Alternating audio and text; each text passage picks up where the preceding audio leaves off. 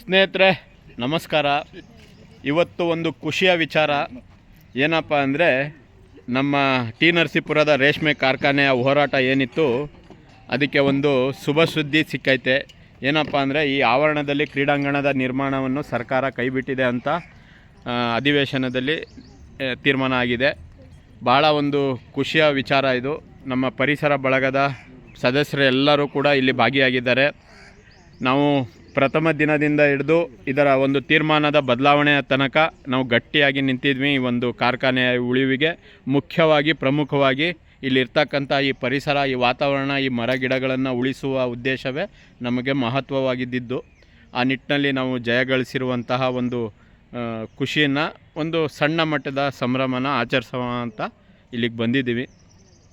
ನಮ್ಮ ಪರಶುರಾಮ್ ಗೌಡ್ರನ್ನ ಮಾತಾಡ್ಸೋದ ಸರ್. ಇಲ್ಲಿ ಮೊದಲನೇ ದಿನ ಬಂದಾಗ ನಮಗೆ ಗೊತ್ತಿತ್ತು ಒಂದು ಯಾವುದೋ ಒಂದು ದೈವಿಕ ಶಕ್ತಿ, ಇದರಲ್ಲಿ ಜಯಿಸ್ತೀವಿ ಅನ್ನೋದೊಂದು ಇತ್ತು ಮನೋಭಾವ.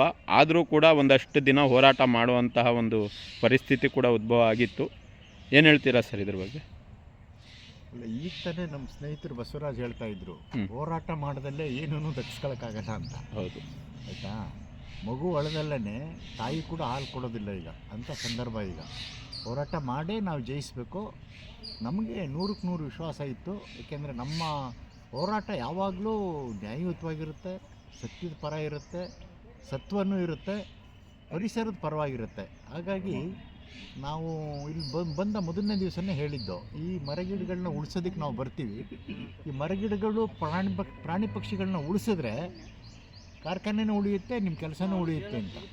ಇನ್ನೊಂದು ನಮ್ಮ ಹೋರಾಟದ ಸಿದ್ಧಾಂತ ಇದೆ, ಪಕ್ಷಾತೀತ, ಜಾತ್ಯತೀತ, ಧರ್ಮಾತೀತ ಎಲ್ಲವೂ ಮಹತ್ವ ನೀಡುವಂಥದ್ದೇ ಪರಿಸರಕ್ಕೆ ಮೊದಲ ಆದ್ಯತೆ. ಸರ್, ನೀವೊಂದು ಅಭಿಪ್ರಾಯ? ಸರ್ಕಾರದ ಯಾವುದೇ ನೀತಿಗಳು ಜಾರಿ ಮಾಡೋಕ್ಕೆ ಹೊರಟಾಗ ಅಧಿಕಾರಿಗಳು ಮೇಲ ಆಡಳಿತದವರ ಕೈಗೊಂಬೆಯಾಗಿ ಕೆಲವು ವಿಚಾರಗಳನ್ನು ಮಾಡ್ತಾರೆ. ಹೋರಾಟಗಳು ಯಾವಾಗಲೂ ಕೂಡ ಸತ್ಯ ನ್ಯಾಯ ಪರವಾಗಿರ್ತದೆ. ಮತ್ತು ವಾಸ್ತವಿಕವಾಗಿ ಯಾವುದೇ ಕ್ರೀಡಾಂಗಣ ಮಾಡಬೇಕಾದ್ರೆ ಆ ಕ್ರೀಡಾಂಗಣಕ್ಕೆ ಎಷ್ಟು ಎಕರೆ ಜಮೀನು ಬೇಕು, ಅದು ಎಲ್ಲಿ ಸೂಕ್ತವಾದಂಥ ಜಾಗ, ಮತ್ತು ಈ ಸ್ಥಳದಲ್ಲಿ ಏನು ನಡೀತಾ ಇದೆ ಆಲ್ರೆಡಿ, ಇದ್ರ ಹಿನ್ನೆಲೆ ಏನು, ಇದಕ್ಕೆ ಧಕ್ಕೆ ಆಗಲ್ವಾ ಅಂತ ಎಲ್ಲನೂ ಕೂಡ ಪರಿಶೀಲನೆ ಮಾಡಿದಾಗ ಮತ್ತು ಜನಪ್ರತಿನಿಧಿಗಳಿಗೆ, ಸರ್ಕಾರಗಳಿಗೆ ಮನವರಿಕೆ ಮಾಡಿಕೊಡ್ಬೇಕು. ಅಂದರೆ ಜನಪರವಾಗಿರ್ತಕ್ಕಂಥ ಎಲ್ಲ ಹೋರಾಟಗಾರರ ಕರ್ತವ್ಯ. ಆ ಹೋರಾಟಗಳೇ ಇವತ್ತು ಸರ್ಕಾರದ ಮುಂದೆ ಕಾನೂನು ಮಾಡೋ ಅಂಥದ್ದು ಮತ್ತು ಅನ್ಯಾಯ ಆಗಿದಾಗ ಸರಿಪಡಿಸುವಂಥ ಕೆಲಸವನ್ನು ಸರ್ಕಾರ ಈ ಹೋರಾಟಕ್ಕೆ ಬೆಲೆ ಕೊಟ್ಟು ವಾಪಸ್ಸು ಪಡೆದಿದ್ದೀವಿ ಅಂತ ಹೇಳಿರ್ತಕ್ಕಂಥದ್ದನ್ನು ಕೂಡ ನೀವೆಲ್ಲರೂ ಕೂಡ ಸರ್ಕಾರಕ್ಕೆ ಮತ್ತು ಸಂಬಂಧಪಟ್ಟ ಅಧಿಕಾರಿಗಳಿಗೆ ಅಭಿನಂದನೆಯನ್ನು ಸಲ್ಲಿಸಬೇಕು. ಒಂದು ಸರ್ಕಾರದಿಂದ ಸ್ವಾಗತವಾದಂಥ ತೀರ್ಮಾನ ತಗೊಂಡಿದ್ದಾರೆ, ಅದಕ್ಕೆ ನಾವು ಒಪ್ಪೋಣ. ವಿರೋಧ ಇರ್ತಕ್ಕಂಥ ವಿಚಾರಕ್ಕೆ ವಿರೋಧ ಮಾಡೋದು, ಪ್ರತಿಭಟನೆ ಮಾಡೋದು ಇದ್ದಿದ್ದೆ. ಸ್ವಾಗತಿಸುವಂಥ ವಿಚಾರಕ್ಕೆ ನಾವೆಲ್ಲರೂ ಕೂಡ ಅದನ್ನು ಎಂದಿಗೂ ಕೂಡ ನ್ಯಾಯದ ಪರ. ಮತ್ತು ಇನ್ನೊಂದು ಏನಂದರೆ, ಇಲ್ಲಿ ಕ್ರೀಡಾಂಗಣಕ್ಕೆ ಜಾಗ ಸೂಕ್ತ ಅಲ್ಲ ಅನ್ನೋದನ್ನು ಮೇಲ್ನೋಟಕ್ಕೇ ಕಂಡುಬರುತ್ತೆ. ಯಾರೂ ಕೂಡ ಸ್ಥಳ ವೀಕ್ಷಣೆ ಮಾಡದಂತೆ, ಅಧ್ಯಯನ ಮಾಡದಂತೆ, ವೈಜ್ಞಾನಿಕ ವರದಿ ಪಡೆಯದಂತೆ ಏಕಾಏಕಿ ತೀರ್ಮಾನ ಮಾಡಿದ್ದು ಇಷ್ಟೆಲ್ಲ ಗೊಂದಲಕ್ಕೆ, ಇಷ್ಟೆಲ್ಲ ಹೋರಾಟಕ್ಕೆ ಅನುವು ಮಾಡಿಕೊಟ್ಟಿದೆ ಅನ್ನೋದು ನನ್ನ ಅಭಿಪ್ರಾಯ. ಆ ನಿಟ್ಟಿನಲ್ಲಿ ಮೇಡಮ್ ತಾವೇನು ಹೇಳ್ತೀರಾ? ಸರ್, ಇವತ್ತು ಖುಷಿ ಆಗ್ತಾ ಇದೆ. ಯಾಕೆ ಅಂತಂದರೆ ಡೇ 1ಇಂದ ಕಾರ್ಖಾನೆನ ಮುಚ್ಚಿ ಇಲ್ಲಿ ಒಂದು ಕ್ರೀಡಾಂಗಣ ಮಾಡಬೇಕು ಅಂತ ಪರಿಸರ ಬಳಗಕ್ಕೆ ಕರೆ ಮಾಡಿ ತಿಳಿಸ್ತಾರೆ. ಸೊ ಅವತ್ತಿಂದ ಇವತ್ತು ಗೆಲುವು ಏನು ತೊಗೊಂಡಿದ್ದೀವಿ, ಇವತ್ತು ಮಾಡಲ್ಲ ಇದನ್ನು ನಾವು ಕ್ರೀಡಾಂಗಣನ, ಕಾರ್ಖಾನೆಯಾಗಿ ಬಿಟ್ಟು ಮರಗಿಡಗಳನ್ನ ಏನೂ ಮುಟ್ಟಲ್ಲ ಅಂತ ಹೇಳಿದ್ದಾರೆ. ಸೊ ಇದು ನಮಗೆ ಖುಷಿ ತಂದಿದೆ.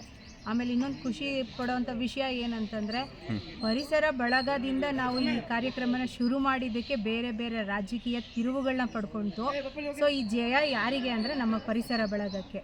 ಯಾಕೆಂದರೆ ನಾವು ನಿಷ್ಕಲ್ಮಶವಾಗಿ ಈ ಕೆಲಸನ ಮಾಡಿದ್ದೀವಿ, ಅದಕ್ಕೆ ಜಯ ಸಿಕ್ಕಿದೆ. ಇನ್ನೊಂದು ಮಾತು ಹೇಳಕ್ಕೆ ಬಯಸ್ತೀನಿ, ಗೆಲುವು ಬಂದರೆ ಅಥವಾ ಸಂಭ್ರಮಕ್ಕೆ ಎಲ್ಲರೂ ಸಂಬಂಧಿಕರು, ಸೋತಾಗ ನಾನಲ್ಲ ನೀನಲ್ಲ ಅನ್ನೋವಂಥ ಜನ ಇರೋದು. ಇರಲಿ, ಇದು ಯಾರಿಂದಾಯಿತು ಹಾಂ ಸರ್, ಅದನ್ನು ನಾನು ಕನ್ನಡದಲ್ಲಿ ವಿವರಿಸಿದೆ. ನನಗೆ ಅಷ್ಟು ಇಂಗ್ಲೀಷ್ ಇರಲಿ. ನಾನೇನು ಹೇಳಕ್ಕೆ ಬಯಸ್ತೀನಿ ಅಂದರೆ, ಯಾವಾಗಲೂ ಗೆಲ್ಲಬೇಕು ಅಂದರೆ ನಿಸ್ವಾರ್ಥದ ಸದುದ್ದೇಶಗಳ ಒಂದು ಶ್ರಮ ಇದೆಯಲ್ಲ, ಅದೇ ಭಗವಂತನಿಗೆ ಇಷ್ಟ ಆಗೋದು. ಆ ನಿಟ್ಟಿನಲ್ಲಿ ನಮ್ಮ ಪರಿಸರವಾದಿಗಳು ಭಾಳಷ್ಟು ಹೋರಾಟದಲ್ಲಿ ಜಯ ಗಳಿಸಿದ್ದಾರೆ. ಇದೇನು ಹೊಸದಲ್ಲ. ಆದರೂ ಕೂಡ ಈ ಕಾರ್ಖಾನೆಯ ಈ ಒಂದು ಇದು ಬೇರೆ ಥರನೇ ಇತ್ತು. ತಾವು ಸಣ್ಣ ನಿಮ್ಮ ಮಾತು ಕೂಡ ಮೌಲ್ಯವಾದದ್ದೇ, ಹೇಳಿ. ಎಲ್ಲ ಹೇಳಿದ್ದೆ ಹೇಳ್ಬೇಕಾಗತ್ತೆ. ಮತ್ತೆ ನಾವು ಈ ಮರದ ಕೆಳಗೆ ಈ ಮರ ಕಟ್ ಮಾಡಿದರೆ ನಾವು ಈ ರೀತಿ ಕೂರಕ್ಕಾಗ್ತಿರ್ಲಿಲ್ಲ. ಈಗ ತಾನೇ ನಂಜನಗೂಡು ಓಡ್ ಬಂದ್ವು, ಆ ಕಟ್ ಮಾಡಿರೋಂಥ ಮರಗಳನ್ನ ನೋಡಿ ತುಂಬಾನೇ ಬೇಜಾರಾಯಿತು. ಇನ್ನೊಂದು ನಾನು ಹೇಳಕ್ಕೆ ಬಯಸೋದು, ಇವತ್ತು ನಮ್ಮ ಪರಿಸರದ ಒಂದು ಸದಸ್ಯರುಗಳ ಮುಖದಲ್ಲಿ ಒಂದು ನೀರಸ ಮೌನ ಕಾಣ್ತಾ ಇದೆ. ಅದಕ್ಕೆ ಕಾರಣ ಏನಪ್ಪ ಅಂದರೆ, ನಮ್ಮ ನಂಜನಗೂಡು ದಕ್ಷಿಣ ಕಾಶಿ ಎಂದೇ ಪ್ರಸಿದ್ಧವಾಗಿರ್ತಕ್ಕಂಥ ನಂಜನಗೂಡಿನ ನಂಜುಂಡೇಶ್ವರ ದೇವಸ್ಥಾನದ ತಟದಲ್ಲಿರತಕ್ಕಂಥ ಕಪಿಲಾ ನದಿಯ ದಡದಲ್ಲಿರುವಂತಹ ಒಂದು ಬೃಹತ್ ಮರಗಳನ್ನು ಕತ್ತರಿಸಿರೋದು ಇವತ್ತು ಒಂದು ರೀತಿ ಏನು ಹೇಳ್ತೀವಿ ಅದನ್ನು, ಮೌನದಲ್ಲೂ ದುಃಖ ಇದೆ, ಮೌನದಲ್ಲೂ ಒಂದು ಸಂತೋಷ ಇದೆ. ಈ ಕಾರ್ಖಾನೆಯ ವಿಚಾರದಲ್ಲಿ ಸಂತೋಷ ಇದೆ ಅಂದರೆ, ಅಲ್ಲಿನ ಒಂದು ವೀಕ್ಷಣೆಗೆ ಹೋದಾಗ ಭಾಳಷ್ಟು ಜನರಿಗೆ ಒಳಗಿಂದ ನೋವಿದೆ. ಅದನ್ನು ನೀವು ಅವರ ಮುಖಗಳನ್ನು ನೋಡಿದರೆ ಗಮನಿಸ್ಬೋದು.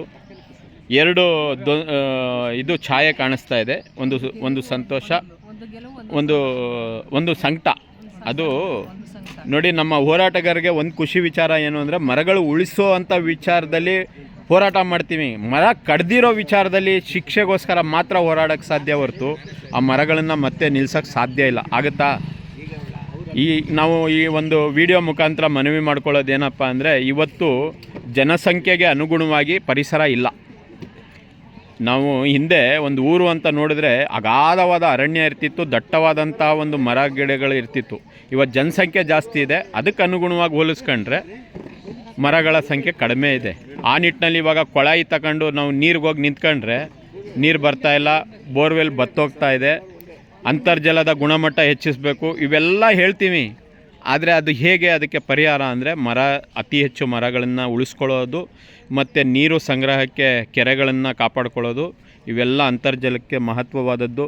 ಅದನ್ನು ನಾವು ಕಾರ್ಯಕ್ರಮ ಮಾಡಿ ಒಂದಷ್ಟು 2 ಕೋಟಿ 3 ಕೋಟಿ ಅಡ್ವರ್ಟೈಸ್ ಮಾಡೋಕ್ಕೆ ಖರ್ಚು ಮಾಡಿಬಿಟ್ಟು ಸರ್ಕಾರ ನಾವು ಪರಿಸರ ಸಂರಕ್ಷಣೆ ಮಾಡಿದ್ದೀವಿ ಅಂದರೆ ಆಗಲ್ಲ. ವಾಸ್ತವದಲ್ಲಿ ಉಳಿಸೋದು, ಈ ಥರ ಗಿಡ ಮರಗಳನ್ನು ಉಳಿಯೋಕ್ಕೆ ಬಿಡೋದು ಕೂಡ ಸರ್ಕಾರದ ಜವಾಬ್ದಾರಿ.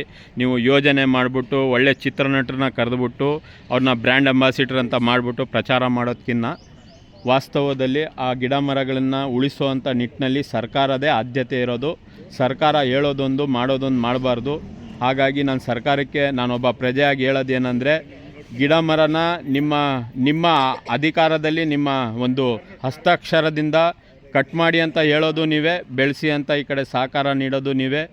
ಒಳಗೆ ನಿಷೇಧ ಹೇರುವ ಸರ್ಕಾರ, ಒಳಗೆ ಕೊಡುವುದು ಸಹಕಾರ ಅಂದ್ಬಿಟ್ಟು ಮರ ಕಡಿಬೇಡಿ ಅಂತ ಒಂದು ಕಡೆ ಅಡ್ವರ್ಟೈಸ್ ಆಗ್ತೀರಾ, ಮರ ಕಡಿಯುವಂಥ ಯೋಜನೆಗಳನ್ನು ನೀವೇ ತರ್ತೀರಾ.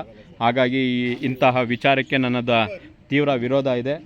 ಇದಕ್ಕೆ ನಾನು ಯಾವುದೇ ಸರ್ಕಾರ ಕೂಡ ಈ ತೀರ್ಮಾನ ತಗೊಂಡ್ರೆ ಒಬ್ಬ ಪರಿಸರವಾದಿಯಾಗಿ, ಪರಿಸರ ಪ್ರೇಮಿಯಾಗಿ ನಾನು ಮರಗಳನ್ನು ಹನನ ಮಾಡಿ ಯಾವುದೇ ಅಭಿವೃದ್ಧಿ ಮಾಡುವಂಥ ಕೆಲಸಕ್ಕೆ ನನ್ನ ವೈಯಕ್ತಿಕ ಧಿಕ್ಕಾರ ಇದೆ.